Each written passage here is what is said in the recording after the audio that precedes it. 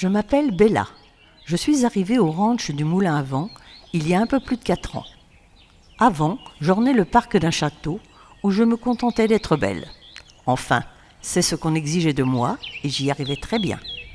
Mais les caprices de l'homme m'ont fait passer de main en main pour finalement me retrouver ici et rencontrer Isabelle. Oh, ça n'a pas été simple. L'inconnue que j'étais a eu beaucoup de mal à se faire accepter par la gente équine qui vivait sur place et dont je dérangeais un quotidien bien établi. Il y avait là 6 poneys facétieux, un double poney, très vieux et très indifférent, un magnifique cheval, et enfin une jument, Apache Moon, leader de ce petit troupeau qui a fini par s'intéresser à moi et m'apprendre les règles qui régissaient notre communauté équine.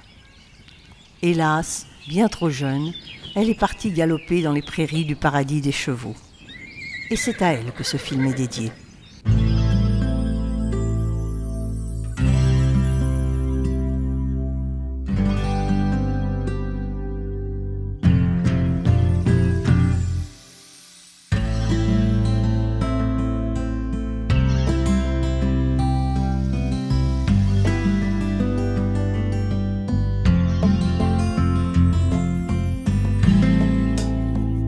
J'aurais aimé savoir ce que je sais aujourd'hui bien plus tôt. Je pense que mon rapport avec les chevaux aurait été totalement différent. À ta place, Bella. Ma vie a été chamboulée le jour où j'ai rencontré une jument, Apache Moon, qui m'a fait découvrir ce que je ne savais pas.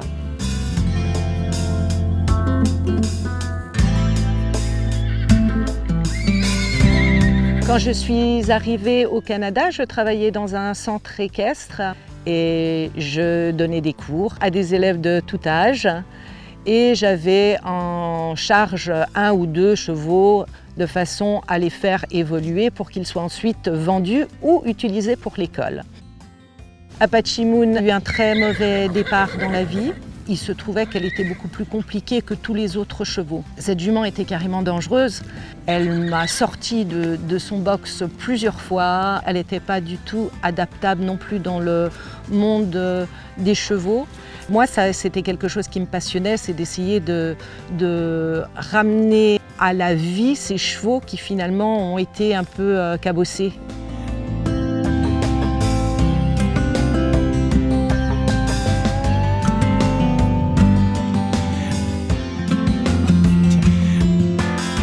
Je savais que si, dans les 3 mois, je n'avais pas réussi mon contrat, elle partait dans le camion qui les amène à la boucherie. Le problème, c'est que les choses allaient tellement lentement, parce qu'il faut beaucoup de temps pour comprendre, il faut beaucoup de temps pour avoir un changement. Les blessures étaient énormes. Et du moment où le propriétaire de ce cheval a vu que les choses étaient très lentes, il a voulu s'en débarrasser. Moi, j'avais le cœur brisé. De plus en plus, avec le temps, je m'y attachais.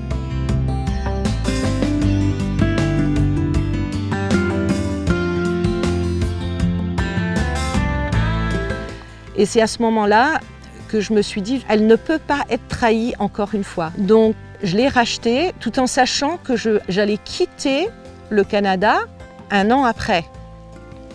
Donc c'était un gros risque de me dire j'avais que1 an pour éventuellement lui retrouver une autre famille. J'ai pas pu me résoudre à la laisser. Pour moi c'était vraiment une trahison. Je ne voyais pas comment un cheval aussi compliqué puisse atterrir vraiment dans de bonnes mains.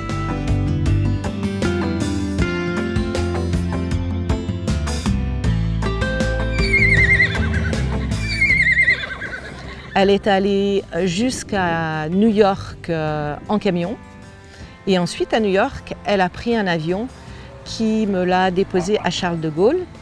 J'ai entendu le camion arriver, je l'ai appelée, elle a henni, elle m'a reconnue, on ne s'était pas vu depuis plus d'1 mois, on s'est retrouvés, c'était très très émouvant et je lui ai fait rencontrer son nouveau partenaire.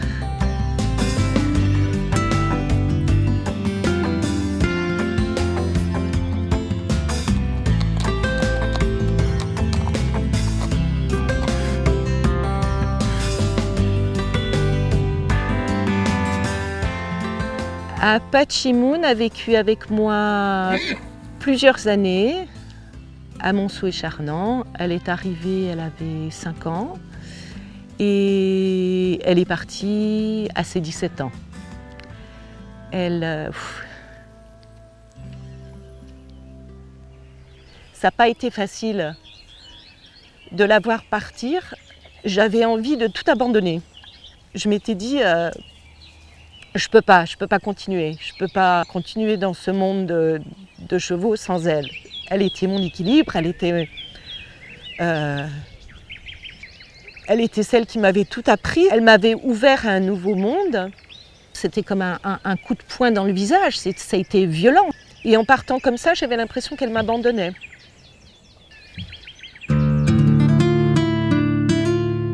Bien des années se sont écoulées au ranch du Moulin à Vent. À présent, c'est moi qui suis devenue leader.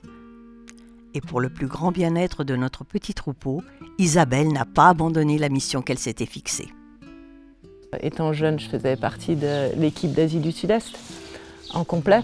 C'était plutôt la méthode un peu plus rude. On pensait plus au sport équestre qu'au cheval.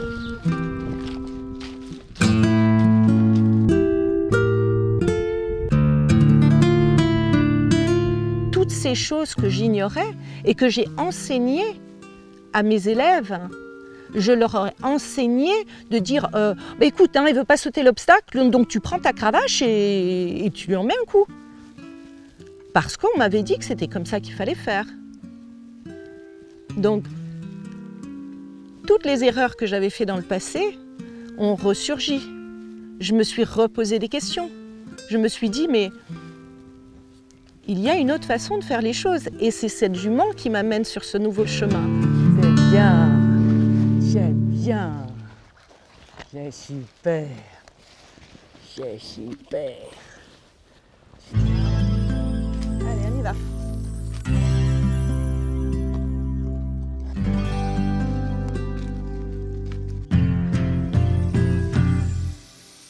Tout est basé sur la confiance.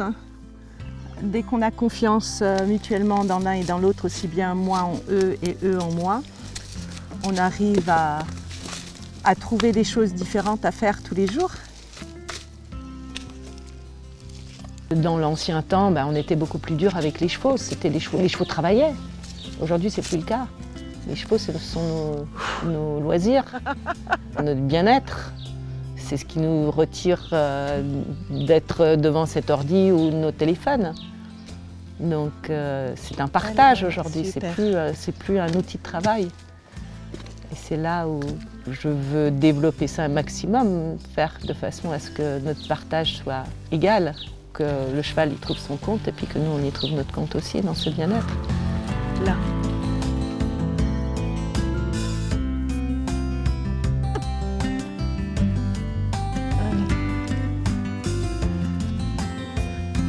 Allez.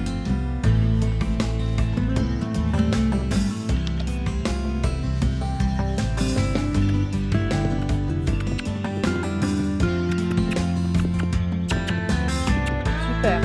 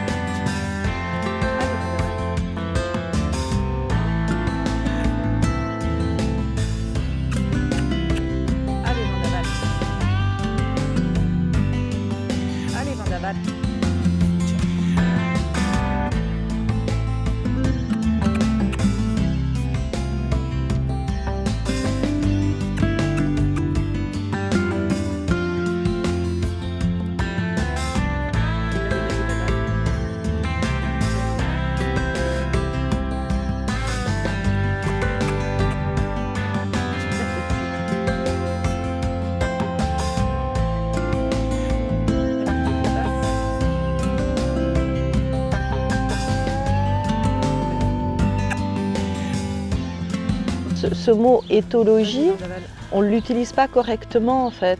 D'abord, on devrait dire éthologie équine. Qu'est-ce que l'éthologie? C'est l'étude du comportement animal dans son milieu naturel. C'est pas une discipline, c'est une manière d'être, c'est une manière de vivre, une manière de partage. Sans que les gens s'en rendent compte, mais tout le monde vit, entre parenthèses, d'une certaine manière éthologique. Éthologie, c'est un mot scientifique qui est utilisé pour toute espèce. On le vit au quotidien, qu'on soit à cheval, au sol, en le brossant, en étant juste avec, en le nourrissant. On le vit au quotidien. C'est pas une discipline, c'est une manière d'être, une manière de faire.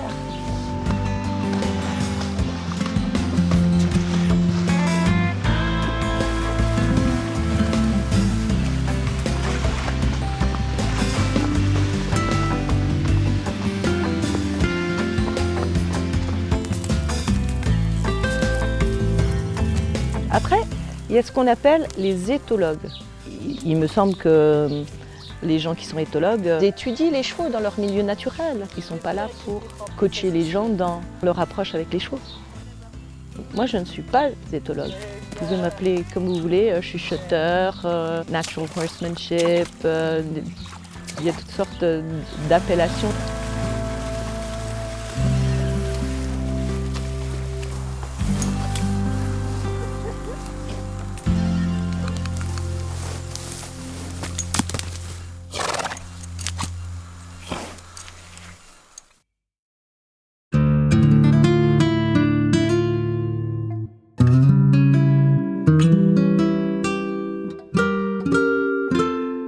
Mon cœur me dit qu'Isabelle n'a pas que nous dans sa vie. Les odeurs qu'elle me ramène parfois sont celles d'autres chevaux et d'autres cavaliers qui traversent sa vie et dont elle doit harmoniser les rapports. Et ça, ce sont vraiment les premiers pas avec un cavalier sur le dos là. Tu mets tes deux jambes derrière.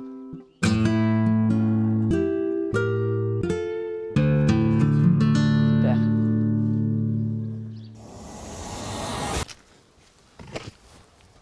Un cheval, quand il est dans un troupeau, il n'est pas là à se mettre ses propres règles. Les autres chevaux vont lui dire « Hey, ça, tu n'as pas le droit de le faire. » Je travaille sur moi-même, mais je joue, je partage avec mon cheval. Plus tu le pousses dans sa peur, moins il arrive à réfléchir. C'est comme un être humain. Hein. Un être humain qui a peur ne peut pas apprendre. Les gens m'appellent souvent quand ils ont un problème avec leurs chevaux. Ils me contactent pour des choses telles que j'arrive pas à attraper mon cheval au pré, mon cheval veut absolument pas monter dans le vent, mon cheval est agressif, mon cheval a peur de tout. Il commence à faire « Oh, il y a un truc qui se passe ». Tu fais ta flexion. Dans l'autre sens, ta flexion dans. Attention à toi, voilà. Bravo. Mon chemin avec ces gens-là, c'est de les aider à comprendre leurs chevaux et de se faire comprendre par leurs chevaux. Donc c'est quelque chose de mutuel. Quand les personnes vont pouvoir changer un peu leur comportement, leur façon de faire les choses, les chevaux changeront aussi. Parce que nous, les êtres humains, on ne les comprend pas et on fait des choses comme des prédateurs. Mais vu que le cheval a une subtilité impressionnante, elle nous laisse pas beaucoup de marge pour faire des erreurs. Si je te dis comment tu peux le faire reculer, tu vas penser, toi, physiquement, à lui demander à lui de reculer. Oui. Tandis que si tu penses cheval, tu vas dire, tu sais quoi, moi j'ai besoin de tout cet espace. Oui. Donc regarde, c'est différent si je te dis, moi j'ai besoin de cet espace, vas-y pousse-toi, ok, qu'au lieu de dire, pousse-toi. Oui. Plus tu vas penser cheval, plus tu vas penser comme un cheval, plus tu vas avoir des atouts. D'un côté ou de l'autre, n'importe. Très bien. Cette pression-là, ouais. C'est pas mal, ça fait un bon boulot. Du moment où il nous regarde avec un œil, ouais, il est beau, hein. Viens avec moi, viens avec moi. Hop. Bah, tu chasses encore les mouches si tu veux, d'un côté ou de l'autre. Chacun va décider comment on veut élever son cheval. Et moi, je suis là simplement pour leur dire si leur choix est dangereux ou si leur choix pourrait être un petit peu différent, et je les soutiens dans ce qu'ils veulent. Je suis simplement là pour aider à avoir un rapport plus stable, plus équitable, plus dans le partage, et faire de façon à ce que ça s'harmonise. Allez, on y va.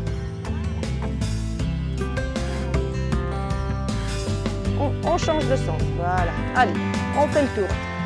Allez. Très bien.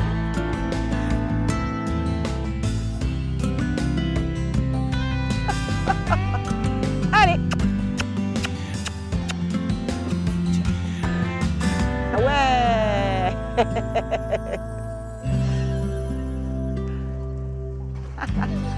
C'est bien. En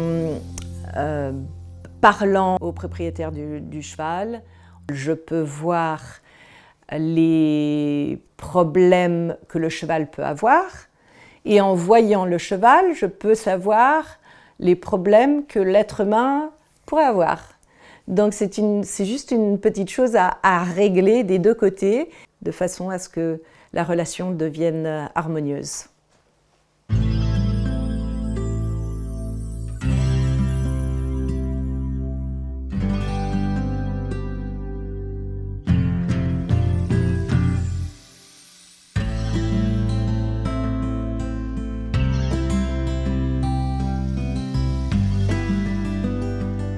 Encore, hein.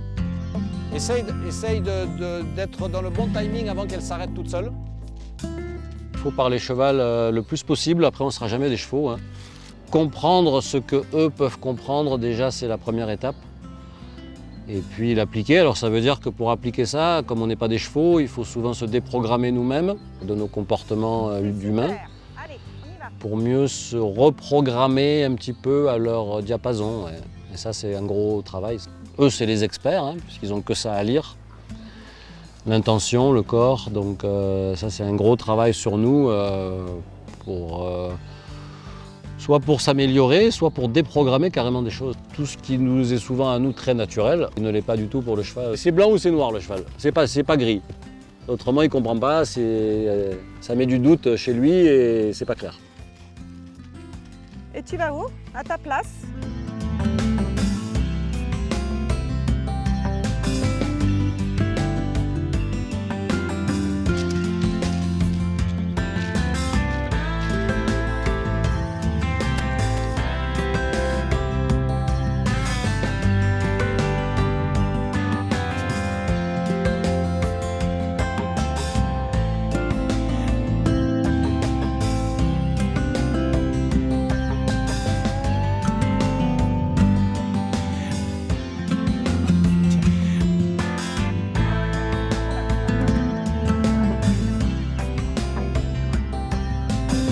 Understand that you do things a bit differently in New Zealand, so maybe we need to have a brief talk about what we are going to do exactly this morning.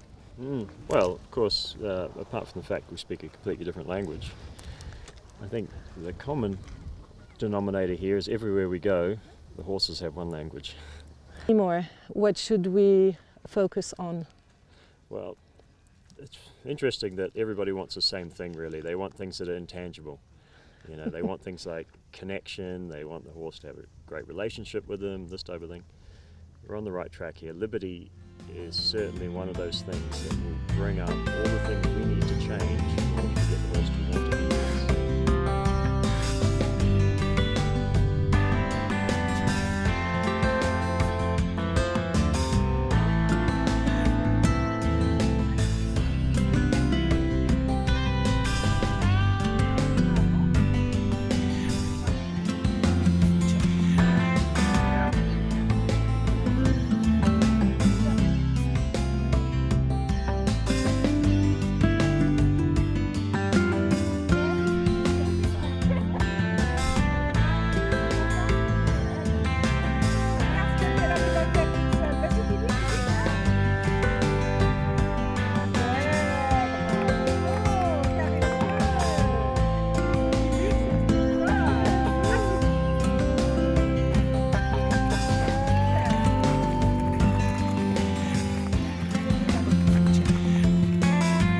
cette expérience riche en partage, on va dire. C'est super agréable de les voir s'épanouir comme ça, avec un échange direct avec la nature.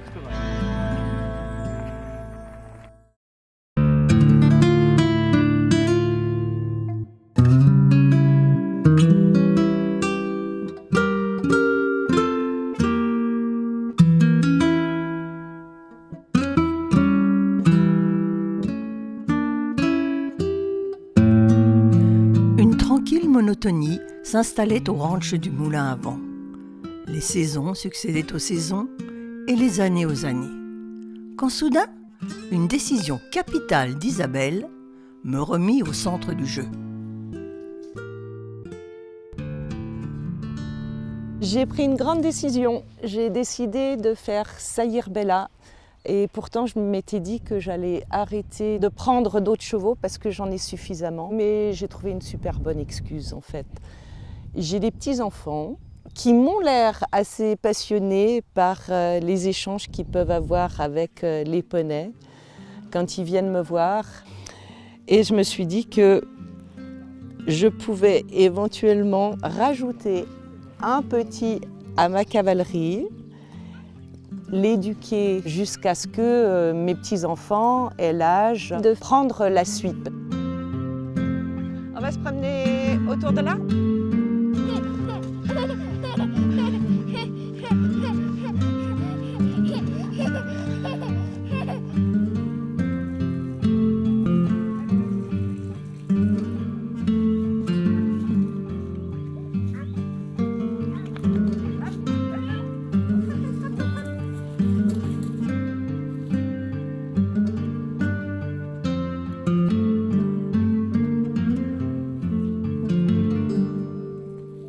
Quand on s'engage avec un poulain comme ça, il faut quand même avoir au moins 40 ans devant soi.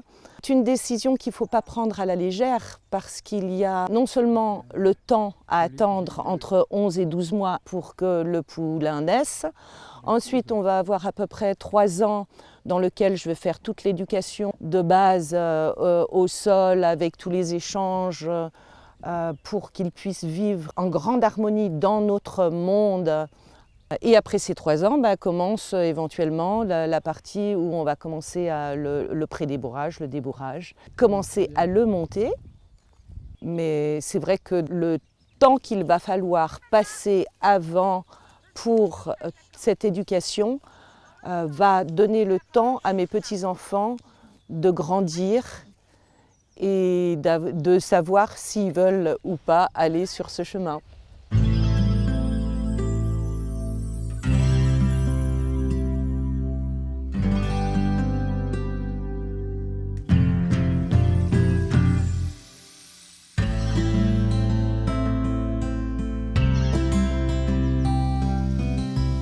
Ocali est né au bout de 11 mois et 3 semaines, donc il avait dépassé son terme, ce qui est assez fréquent chez les chevaux. Là, je me suis tout de suite dit « Ah, ça doit être un garçon ». Il prend son temps.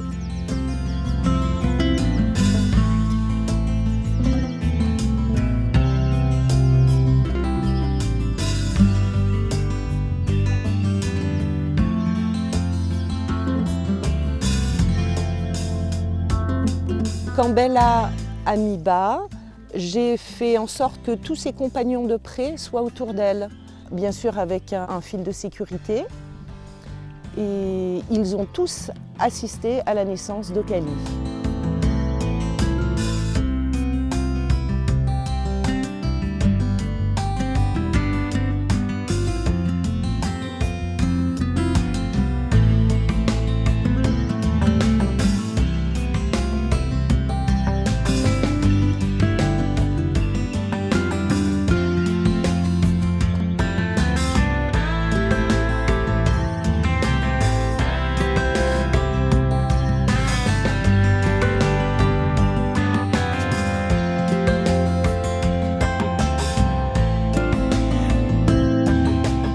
C'est une merveilleuse histoire qui avait pourtant mal commencé, mais je souhaite de tout mon cœur qu'Ocali continue à marcher dans les pas d'Apache Moon.